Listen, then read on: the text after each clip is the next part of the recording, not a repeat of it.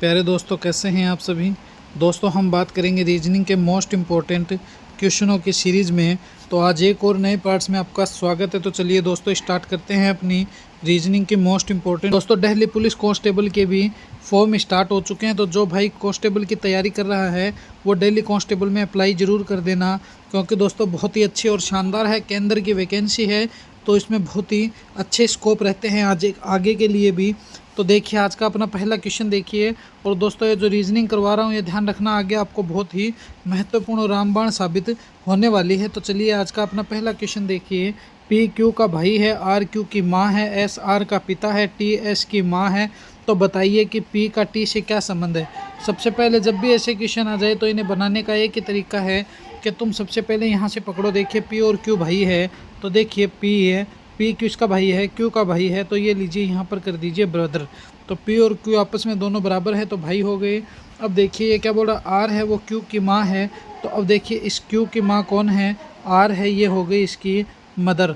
अब देखिए S R का पिता है, तो देखिए इस आर का जो पिता है ये एस है, तो ये हो गया इसका फादर। अब देखिए पिता है, फिर टी एस की माँ है, तो इस एस की जो माँ है वो हो गई टी, तो ये हो गई मदर। तो अब ये बोल रहा है कि बताइए पी का टी से क्या संबंध है।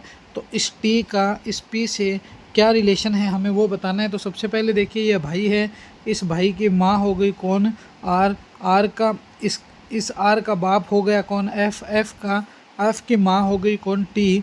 तो यहाँ से जब तुम देखोगे कि देखिए ये भाई है, इसकी माँ, फिर इसका बाप, फिर इसकी माँ, तो ये हो गया दोस्तों कौन है, परपोता। कौन हो गया, परपोता हो गया। तो इसी तरह से जब भी ऐसे क्वेश्चन आए तो इनमें सिर्फ और सिर्फ यही देखा करो कि रिलेशन क्या बन रहा है। अगर तुम इनमें रिलेशन सही निकाल लेते हो तो दोस्तों क्वेश्चन आपका 99% तो जब आप लिख लेते हो तो ही सॉल्व हो जाता है। किसका दोस्तों, ब्लड रिलेशन के क्वेश्चन है ये, तो ये 99% तो ऐसे ही सॉल्व हो जाते हैं। कुछ बचे हुए होते हैं, वो आप थोड़ा सा दिमाग लगाओगे तो भी सॉल्व हो जाएंगे। चलिए अगले प्रश्न देखिए। 10 है, फिर 100 हो गया, फिर 200 हो गया, फिर 310 हो गया, आगे क्वेश्चन मार्क हो गया। इस क्वेश्चन मार्क के स्थान पर क्या छपेगा वो हमें बताना है। तो देखिए, इसमें एक सोचने वाली बात आपको मैं बताऊं कि ये एक तो मिसिंग नंबर से संबंधित क्वेश्चन है, और जब भी ऐसे क्वेश्चन आ जाए दोस्तों तो 3 या 4 की जब श्रृंखला दी हुई हो, 3, 4 या 5 तक कोई बात नहीं है, दी हुई हो तो तुम सीधे ही इनको सेट करके देख लेना, आपको रिलेशन मिल जाएगा। मगर अगर 3, 4, 5 से बड़े अक्षरों की श्रृंखला है तो हो सकता है इनको तुम टुकड़ों में तोड़ कर देखना, आपको ये क्वेश्चन ऑटोमेटिक ही देखने को मिल जाएंगे कि कैसे सोल्व होंगे। देखिए मैं आपको बताता हूँ। पहले 10 है, 10 के बाद इसने क्या कर दिया, 100 कर दिया, ये लीजिए सर, फिर 200 कर दिया, ये लीजिए सर, फिर उसके बाद इसने 310 कर दिया, ये लीजिए 310, और उसके बाद इसने कर दिया क्वेश्चन मार्क। तो अब देखिए इसमें हम रिलेशन निकालते हैं। सबसे पहले 10 से 100 की तरफ चलिए, कितने हुए, तो सर प्लस 90 हो गए। फिर 100 से तुम 200 की तरफ चलिए, तो 100 से 200 की तरफ जाओगे तो कितने हो गए, तो सर प्लस 100 हो गए, 100 हो गए।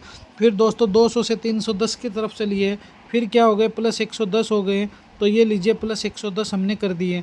उसके बाद तुम जब यहाँ देखोगे तो अब देखिए इसमें रिलेशन देखिए आप कि पहले 90 है, फिर 100 हो गया, इसका मतलब यहाँ पर तुम देखोगे तो प्लस 10 हो गया। उसके बाद जब तुम देखोगे 100 से 110, 100 से कितना बना है दोस्तों, तो 100 से बना है अपना 200। यहाँ पर देखिए 90 प्लस फिर 200 फिर 310, तो यहाँ पर दोस्तों प्लस 20 हो गए। तो इसका मतलब प्लस 10 की सीरीज चल रही है, 20 नहीं हुए 10 हो गए, तो दोस्तों प्लस 10 की सीरीज चल रही है। अब अगर हम यहाँ पर भी प्लस 10 करें तो अब तुम समझना इस बात को।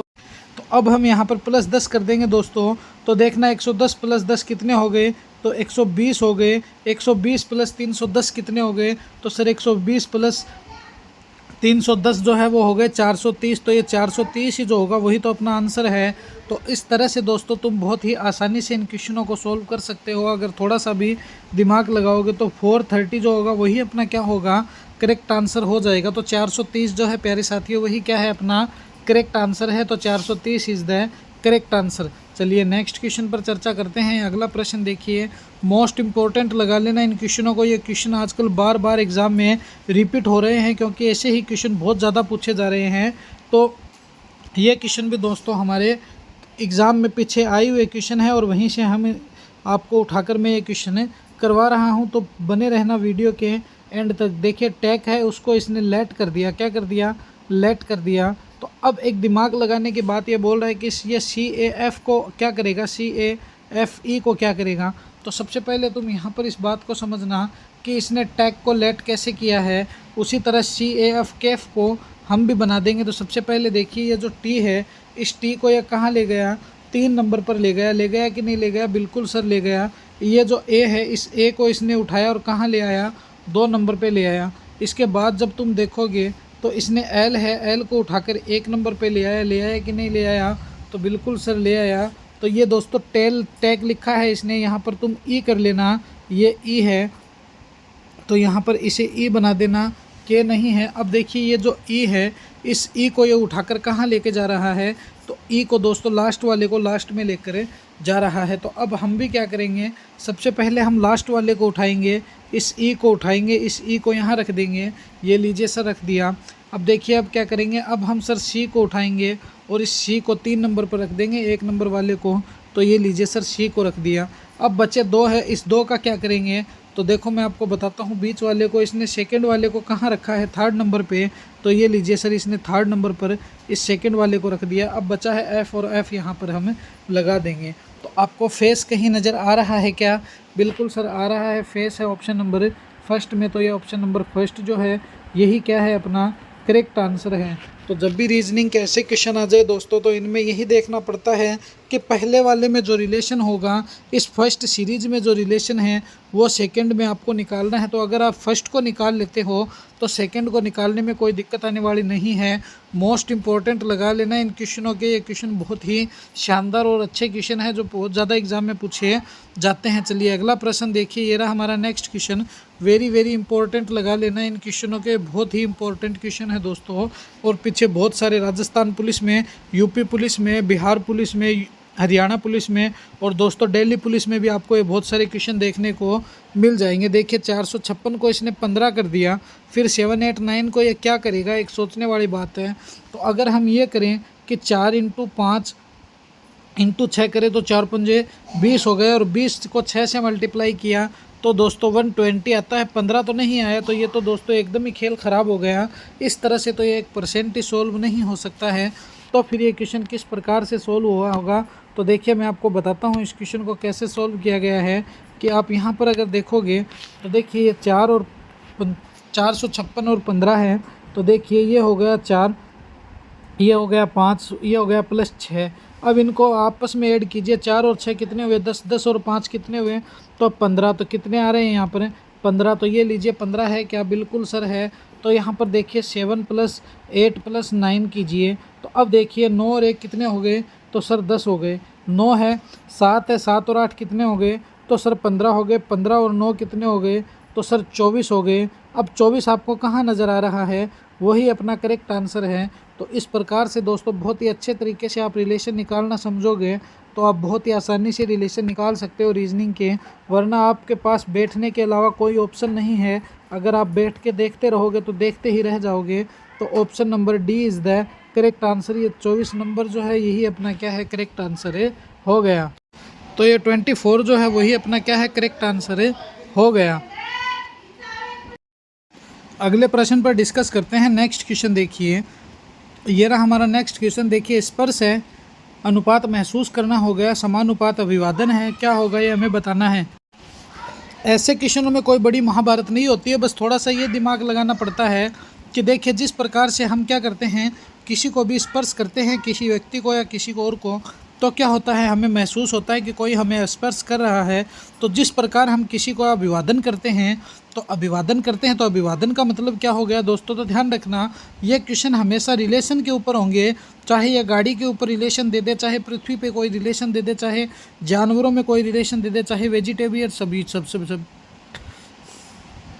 चाहे वेजिटेबल सब्जियों में कोई रिलेशन दे दे, बस ये क्वेश्चन बनेंगे हमेशा ही रिलेशन के ऊपर ही बनेंगे। तो जिस प्रकार स्पर्श करने से महसूस करना होता है, उसी प्रकार जब हम किसी का अभिवादन करते हैं तो हम उसको क्या करते हैं, स्वीकार करते हैं। तो option number B is the correct answer. तो ये स्वीकार करना जो होगा दोस्तों वही क्या होगा, अपना करेक्ट आंसर हो जाएगा। तो option number B is the correct answer. तो ये बी ही अपना क्या है, करेक्ट आंसर हो गया। मोस्ट इंपॉर्टेंट लगा लेना इन क्वेश्चनों को, ऐसे ही क्वेश्चन बहुत ज़्यादा एग्ज़ाम में भी देखने को मिल रहे हैं। चलिए अगला प्रश्न देखिए, ये रहा हमारा नेक्स्ट क्वेश्चन।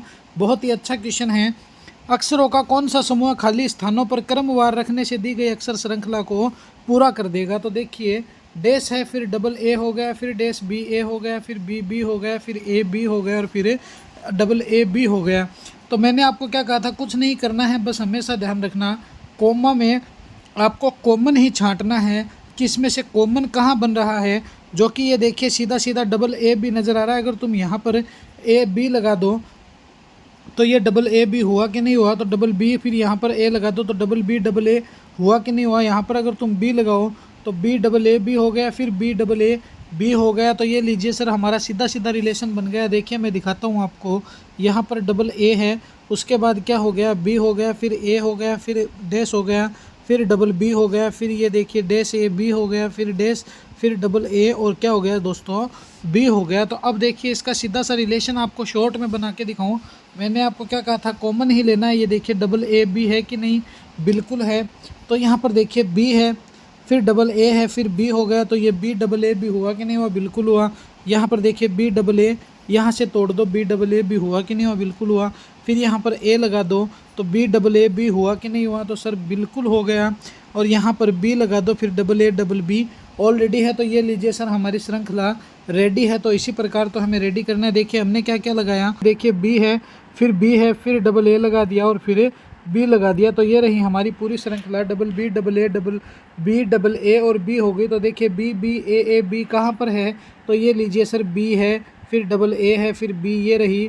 तो ऑप्शन नंबर सी जो होगा वही क्या होगा, अपना करेक्ट आंसर हो जाएगा। क्योंकि दोस्तों हमारी क्या बन गई है, डबल बी डबल ए और डबल बी डबल ए और ओनली बी बन गई है। तो ये रही हमारी डबल बी डबल ए और ये बी रही। तो option number third is the correct answer. तो दोस्तों ऐसे ही इनके रिलेशन है निकाले जाते हैं कि जब भी ऐसे क्वेश्चन आ जाए तुम्हें कुछ नहीं करना है, बस तुम इनमें कॉमन छांट लो कि कॉमन कहाँ मिल रहा है, वही हमारा रिलेशन है निकाल देगा। चलिए अगला प्रश्न देखिए, ये रहा हमारा नेक्स्ट क्वेश्चन है।